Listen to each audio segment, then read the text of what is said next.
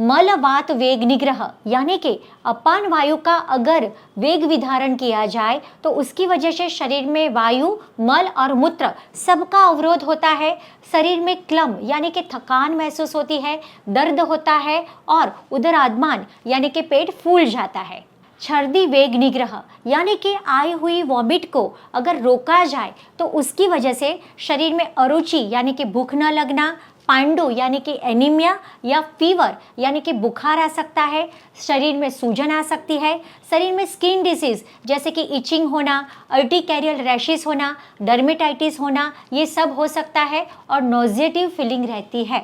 क्षवथु वेग निग्रह, क्षौथु यानी स्नीजिंग, जब आपको छींक आती है, आप सबके बीच में बैठे हो, आपको लज्जा का अनुभव होता है, आपको लगता है कि नहीं नहीं मुझे छींक को रोक के रखना चाहिए, तो यह छींक रोकने से भी भयंकर व्याधियां हो सकती है, जैसे कि मन्यास्थम, आपके गर्दन की नसें जकड़ जाना, अर्दित यानी फेशियल पैरालिसिस होना, शिरशूल यानी हेडेक होना, अर्धावभेदक यानी सीवियर माइग्रेन होना, यह सब इसकी वजह से हो सकता है।